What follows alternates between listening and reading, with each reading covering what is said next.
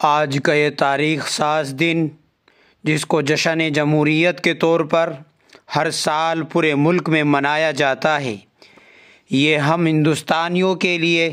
قومی تہوار کا دن ہے۔ آج سے تقریباً 80 سال پہلے 15 اگست 1947 کو ہمارا ملک انگریزوں کے چنگل سے آزاد ہوا۔ انگریز یہ ملک چھوڑ کر چلے گئے،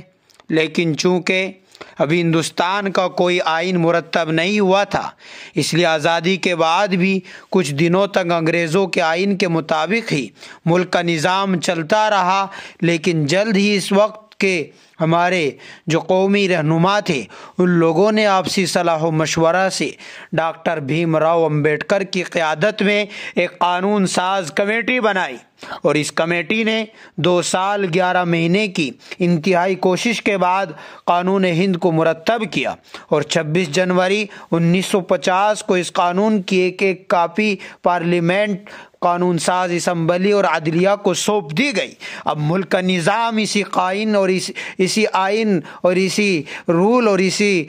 قوانین کے مطابق چلے گا۔ ہمارا یہ ملک مختلف مذاہب، مختلف قوموں کا گہوارہ ہے۔ ہمیں یہاں ہر قسم کے لوگ ملتے ہیں اور یہاں ہر قسم کے لوگ بستے ہیں، ہر مذہب کے ماننے والے یہاں موجود ہیں۔ اس لیے دستور ہند میں تمام مذاہب اور تمام قوموں کی رعایت رکھی گئی ہے، اور آئین کی یہاں جو پہلی دفعہ بنائی گئی ہے اس میں آئین میں، تو اس کی یہ پہلی دفعہ ہے کہ ہندوستان ایک سیکولر اور جمہوری ملک ہے، یہاں کہ ہندوستان کا کوئی سرکاری مذہب نہیں ہے، کہ اس ملک میں ہر مذہب کے ماننے والوں کے لیے مکمل آزادی ہے کہ یہاں کا ہر باشندہ، یہاں کا ہر شہری اپنے مذہب پر آزادی سے عمل کرتے ہوئے زندگی گزار سکتا ہے۔ دستور ہند کی یہ پہلی دفعہ در حقیقت یہی ہمارے ملک کی شناخت ہے، اور اسی پر عمل کر ہم ترقی کر سکتے ہیں۔ ملک ترقی کرے گا، ملک کے اندر امن و سکون کا ماحول بنا رہے گا، ورنہ تو تنزلی اور ہم گھاٹے اور نقصان کی طرف جیسے اس وقت چل رہے ہیں، ہمارا یہ سفر دن بدن نقصان اور زوال کی طرف بڑھے گا۔ ہم سب کو ایکتا اور ایک اکھنڈتا اور پیار اور اتحاد اور اتفاق سے آگے اس ملک کو لے جانا ہوگا۔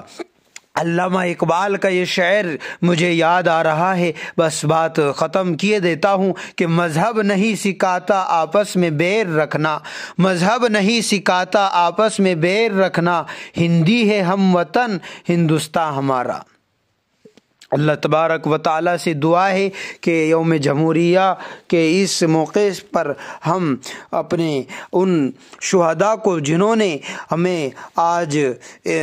کے یہ دن کو منانے کے لیے اتنی قربانیاں دی، اور اس میں خاص طور سے ہمارے اپنے مسلمانوں کا اور علماء کا ایک اہم رول رہا ہے، ہمیں ان کی قربانیوں کو، ان کی تاریخ کو یاد رکھنا ہوگا، اور یاد رکھ کر ان کے مشن اور ان کے منصوبے جو ان کے ارادے تھے ان سب کو بھی ہمیں یاد رکھ کر اس مشن کو آگے لے کر چلنا ہوگا۔ یہ ہماری اپنے ان شہیدان وطن کے ساتھ وفاداری ایک طریقے سے ہوگی، ورنہ تو ہم اپنے ان شہداؤں کو اگر بھلا دیں گے اور ان کے مشنوں کو، ان کی تاریخوں کو یاد نہیں رکھیں گے تو یہ ان سے بے وفائی ہوگی۔ اس لیے ہم با وفا بنیں اور اپنے اندر ہم ایک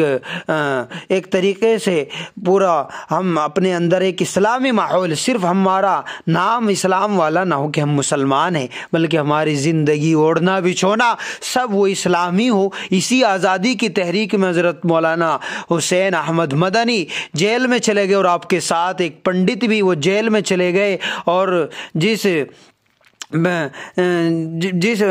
جیل میں حضرت مولانا تھے، جس بیرک میں اور جس کمرے میں، اسی میں ہی وہ پنڈت بھی تھے۔ تو